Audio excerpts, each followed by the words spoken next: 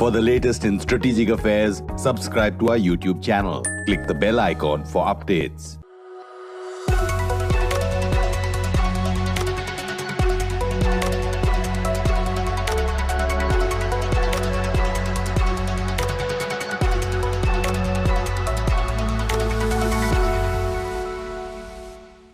This is Strat News Global. I'm Amitabh Revi in Kabul. And we have with us today Zabihullah Mujahid. He's a spokesperson of the Islamic Emirate of Afghanistan. Mujahid Sahab, thank you so much for giving us time. My first question would be on 1 year plus of the Taliban in power in Kabul. What are the challenges that you have faced so far? Salam to you and your viewers. Thank you. The Islamic Emirate took over in August 2021. You're well aware that when a new government is built, there are some challenges and obstacles. We have tried our best to ensure security in Afghanistan and fight corruption. Particularly, we worked on land grab issues and just secured the government, all land which was grabbed during the previous government.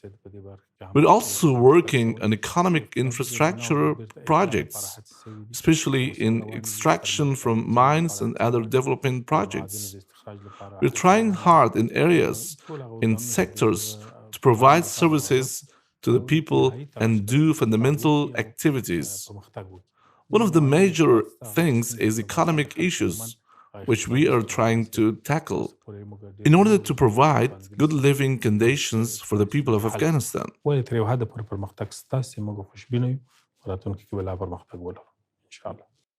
India is a very important player in this region.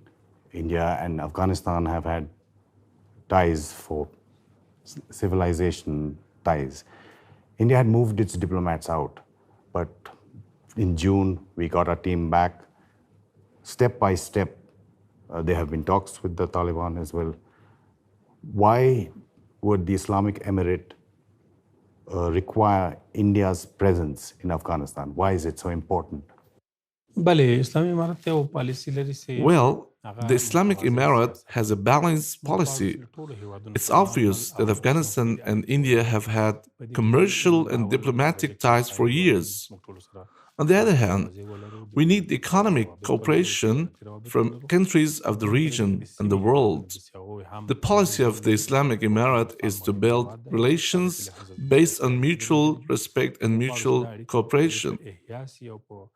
We're actually prioritizing our neighboring countries, building our relations, especially in the areas of economic development and implementing regional projects like TAPI, other issues, especially in the export of fruit and in other sections as well. We are looking for normal diplomatic commercial relations with countries of the region and the world.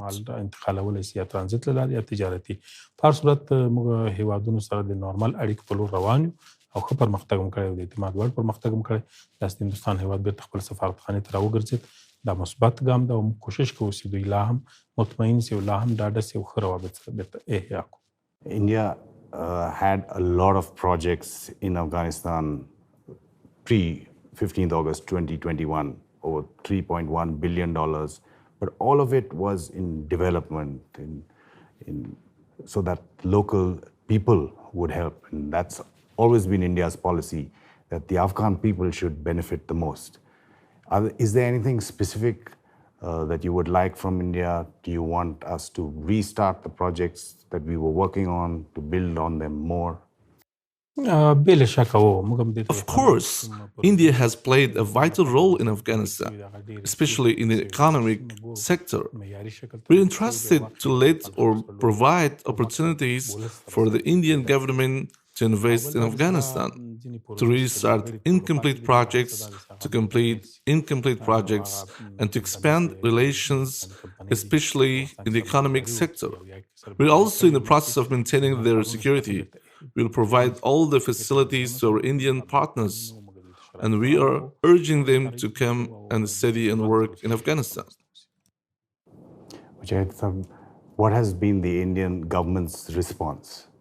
The response is positive. The good thing is that they have reopened their diplomatic offices in Afghanistan. We are in the process of providing all facilities for them to come to Afghanistan. Again, as you mentioned, you have, and I think from the top level of the Islamic Emirate, there are assurances of security for Indian diplomats, anybody who comes here. India has a lot of concerns apart from that as well, about terrorism, about groups that operate from here. There are reports about Pakistan controlled groups like Lashkar or Jaish-e-Mohammed or Harkat Mujahid, which have attacked India before. I know the Islamic Emirate has officially, from the top level, said that Afghanistan will not be allowed to be used against any third country. But what assurances have you given India that terrorism against India will not emanate from Afghanistan? We give 100% guarantee to the Indian government. It's our policy that Afghanistan's soil will not be used against any other country. Now, we are in the process of maintaining the security situation, and it is getting better. We have control over the entire country, especially in terms of security. So, security is maintained, and there will not be any threat towards anyone. We give that guarantee to the government of India. What is the Islamic Emirate and the Taliban's relationship with Pakistan? Because there is a lot of reporting about how Pakistan supported the movement for 20 years. Are you completely independent? Because that's what the Islamic Emirate says. We want to be independent of anybody. I mean, first it was the British, then the Soviets, then the Americans. You fought wars against all of them and defeated them. But are you independent completely from Pakistan? We build and maintain our relations based on principles of cooperation and mutual respect. As far as Pakistan is concerned, we have neighboring relations with Pakistan. They provide opportunities for Afghans as refugees. Millions of Afghans are living there. They provide employment opportunities for them, living opportunities for them. We have a direct border with Pakistan. The main point is that we are in the process of building relations based on our principles. We're not under the control of anyone. We're not at all taking orders from anyone. So it is an independent government, and we're trying to build our relations based on mutual respect and mutual cooperation.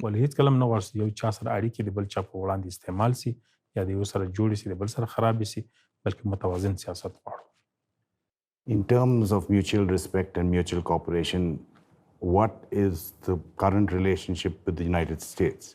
I mean, there have been talks going on in third countries, whether in Doha or in the Tashkent conference as well, where officials were present. The CIA chief came to Kabul, that's a different story. But currently, because of recent developments, there was talk that the Americans would stop talks with you, that they are not letting the money that is frozen in the Afghanistan bank come back.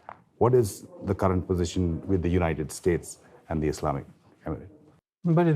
We are interested in rebuilding relations with America. We are working hard to open a new chapter of relations with the United States of America. However, there are issues agreed in the Doha Agreement like frozen assets. We are still trying to make relations with the US normal, for them to unfreeze the frozen assets of Afghanistan, open a new chapter of cooperation with the people of Afghanistan. We also intend not to allow specifically any country to interfere in our internal issues. These are the things we are interested in, so we can reopen our relations.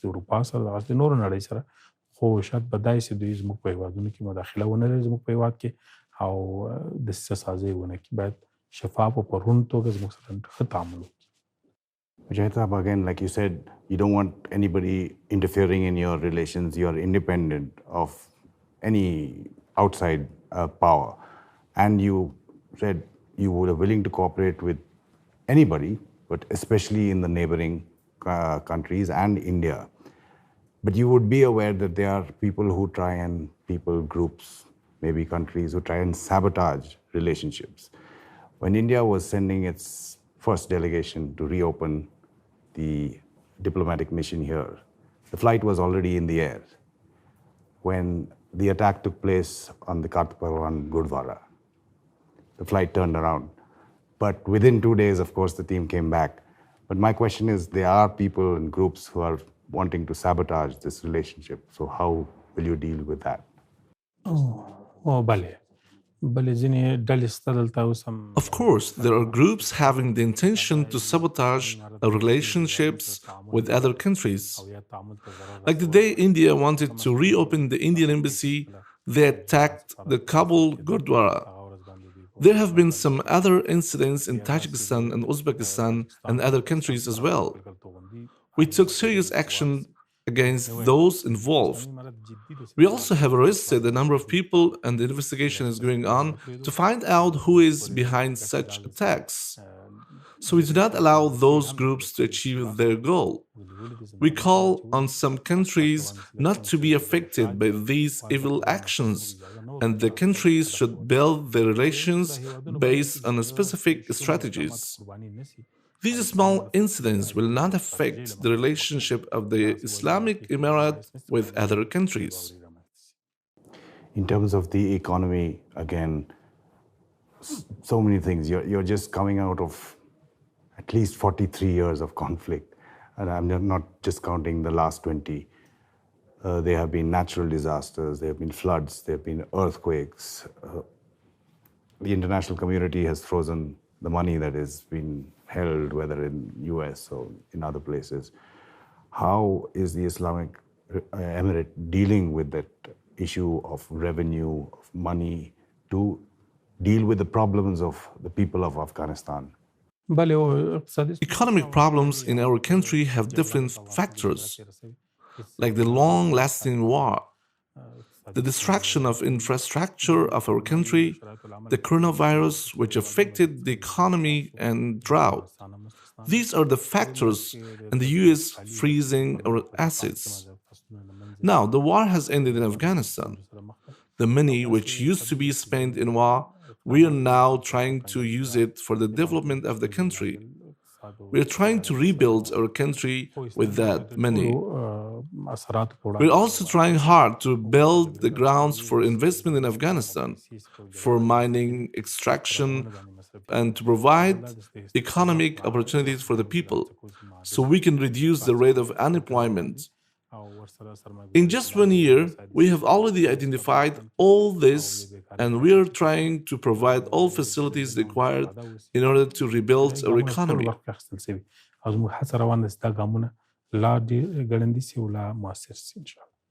There are about, I think, 16 diplomatic missions or representations in Kabul. You might have 5 or 6, I think, in countries outside, but diplomatic credentials haven't been presented. Nobody in the international community as yet recognizes you.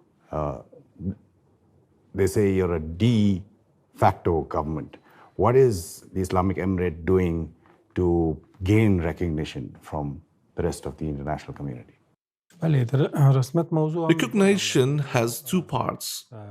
One is cooperation, and the other is an announcement in terms of recognition. We are in contact with countries of the region and the world. The foreign minister travels abroad for that. He's trying his best on behalf of the government to build trade. Coming to the announcement part, we are looking forward to the countries of the world announcing recognition. They should not bring up small things in order to create barriers towards the recognition of the Islamic Emirate. We have fulfilled all the requirements to be recognized by the countries of the region and the world. So we are looking forward for them to recognize the country, build their relations, and start cooperation. ډېر لیواله نه دي، کله کله موانع ایجادي او ځینې نور هېوادونه بیا تعامل لري د هغو سره یا نزاکتونه لري، د هغو له وجې اقدامات نشي کوی. هڅه روانه د اسلامي امارت کوشش کوي چې دا ستونزې حل شي. You mentioned Foreign Minister Mutaki, who has been among many other leaders traveling to various countries, but in the UN there is still about the travel ban. You say the war is over, but games over Afghanistan continue. Countries are still playing power games. In the United Nations, if you see about the travel ban, the US and some other countries will be on one side, Russia and China on another side. Your views on other powers and other countries still playing games vis-a-vis Afghanistan. They used to call it the Great Game.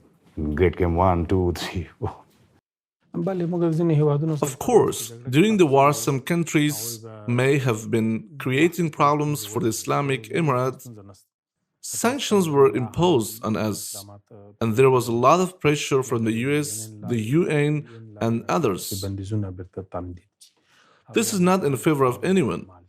We always proposed a dialogue instead of being involved in war, because war is not a solution. The only way to find a solution is dialogue with countries. It is in the Islamic Emirates' interest to build normal relations with countries. But in return, we also need them to help normalize relations with Islamic Emirate as well. We call on America, Europe, and others to reduce their pressure on the Islamic Emirates and start opening a new chapter of cooperation and relations with this new government. امریکا، اروپا او هغه فشارونه چې ماليږي هغه نور بس کی د تعامل او د تفاهم لار مفید هم ده او مؤثر هم ده ان شاء الله. You mentioned one of the opportunities that you see in Afghanistan to develop the economy is through mining. And for decades now, we've talked about the riches underneath the ground that are possibly there, which have not been able to be exploited because of the war and the conflict. We believe that China had a mine in Mesa-Anak, which again, because of the situation, was not functioning. India had a consortium of companies that were working in Hajikak for iron ore and other things. We believe China is moving fast on developing mining, petroleum. There was a MOU as well, I think, with the Petroleum Ministry. Can you tell us a little bit more about relations with China? We wish other countries to invest freely, especially in the mining sector. It's a great asset for us. It's obvious that for economic development there should be no war and very good opportunities should be provided in terms of investment. The door is open for everybody. We're not prioritizing countries based on the relations with Islamic Emirate. China's MCC had already invested in different fields and recently signed the Kashgar Agreement. The negotiation is going on regarding the Mesa-Anak copper mine. All doors are open for everybody. The security of all investors and investment companies are ensured in Afghanistan. The ground is prepared for them. We are looking forward to investment opportunities and we will be providing all facilities for them to fulfill their goals. So does that also mean China has CPEC, the China-Pakistan Economic Corridor, or the BRI, the Belt and Road Initiative? Would that mean you will also consider what China calls the CPEC, the China-Pakistan Economic Corridor, or the larger picture, which is the BRI, the Belt and Road Initiative? Would you consider extending that? And the reason I'm asking is because many countries around the world have seen how China invests and actually puts countries into debt because of the infrastructure projects. We've seen it in Sri Lanka, in Maldives, in Africa. Is that part of your thinking on how do you see CPEC and BRI? We will consider any investment made in Afghanistan that is in the national interest of our country. That's the priority for us. We also have an economic commission whose members are experts and professionals in the field. They review all aspects. For us, our national interest is very, very important. If there are some cases that will not be in the favor of Afghanistan, we will be reconsidering those. Coming to CPEC projects, those are still under evaluation.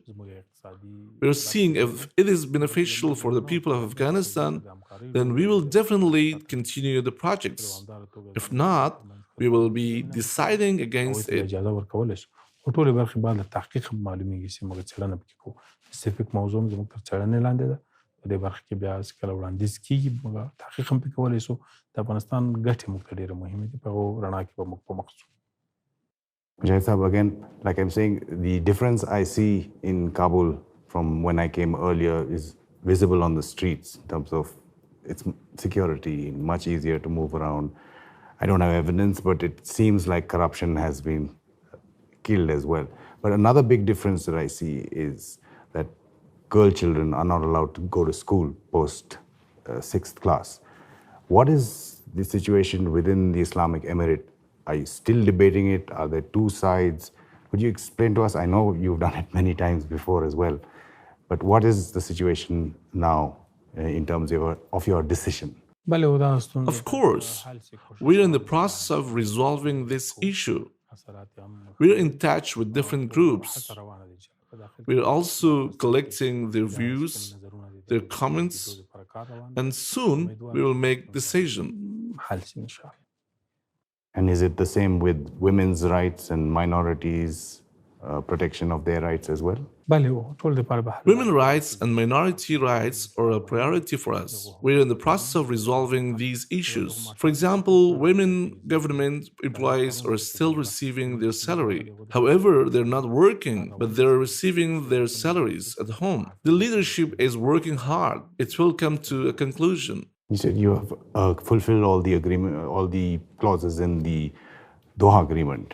But terrorism is an issue, and we know the recent incident that took place where America says they've killed Ayman al-Zawahiri. The international community is now saying, how do we believe you when you say that no, there will be no terrorist groups in Afghanistan? Of course, we have acted based on the agreement from our side and fulfilled all the requirements. They have violated the agreement many times, and the US is still violating it. We warn them that the consequences of their violations are not good for anyone. We hope they understand this. So, we urge them to implement the agreement as we do. I started this conversation talking about India, which I will end it with that as well. The connect that the Indian and the Afghan people, it is our responsibility as governments, as journalists, as anybody who can bring these two people, they're already together, but keep them together and take that relationship up. Food, culture, music, sport, IPL, cricket, there is so much in common. That is our responsibility. I think the Islamic Emirate agrees with that. We appreciate the role of journalists, especially the international media, in recalibrating the relationship between the two countries. The role of journalists in conveying messages between the two nations is very important. We want to have relations with all, including India. Commercial and diplomatic ties of all manner with all countries. The role of media is significant and crucial for this part.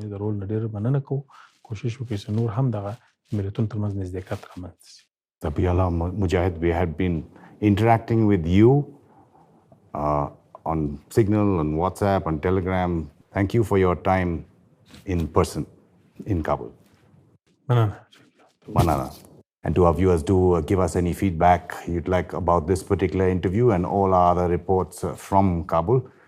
This is Amitabh Revi in Afghanistan with Rohit Pandita for Strat News.